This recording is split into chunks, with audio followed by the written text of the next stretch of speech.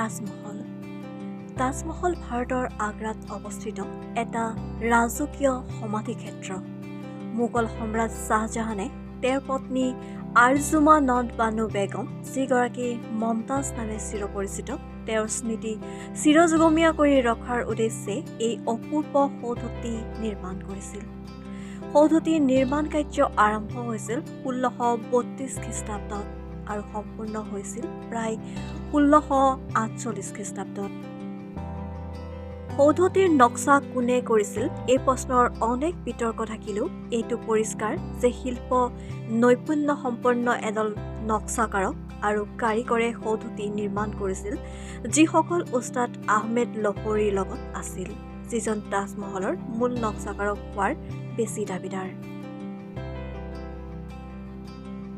তাজমহল মোগল স্থাপত্যশৈলীৰে এটি আকৰ্ষণীয় নিদৰ্শন হিচাপে পৰিগণিত হৈছে। ইয়াৰ নিৰ্মাণশৈলীত পাৰস্য, তুৰস্ক, ভাৰতীয় আৰু ইছলামী স্থাপত্য শিল্পৰ সংমিশ্ৰণ ঘটাই নিৰ্মাণ কৰা হৈছে। যদিও কেৱল মাৰ্বলৰ গম্বুজাকৃতিৰ ৰাজকীয় সমাধিটো বেছি সমাদিত, তাজমহল প্ৰকৃততে সামগ্ৰিকভাৱে এক জটিল অখণ্ড স্থাপত্য। এইটো 1983 চনত ইউনেস্কো বিশ্ব ঐতিহ্যবাদী স্থান হিচাপে তালিকাভুক্ত কৰা হৈছিল। তেতিয়া কোৱা হৈছিল universally admired masterpiece of the world heritage. 1631 খ্ৰীষ্টাব্দত মোগল সাম্ৰাজ্যৰ সমৃদ্ধশালী সম্ৰাট শ্বাহজাহানে তেওঁৰ তৃতীয় পত্নী মমতাজ মহলৰ মৃত্যুত গভীৰভাৱে শোকবিহ্বল হৈ পৰিছিল।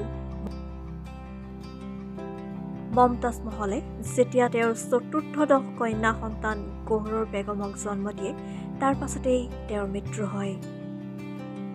তাজমহলৰ নিৰ্মাণৰ কাম মমতাজৰ মৃত্যুৰ পাছতেই আৰম্ভ কৰা হয়।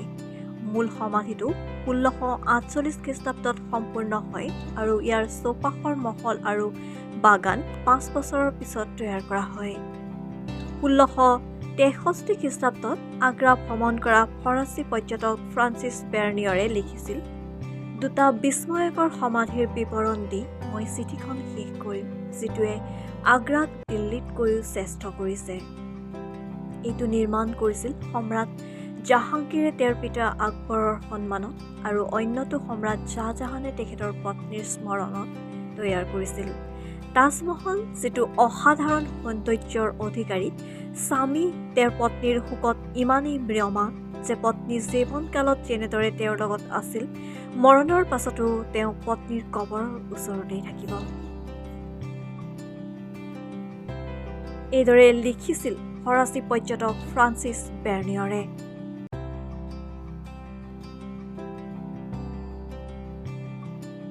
নিউজ ডেস্ক ৰিপৰ্ট, লেংডন বাতৰি।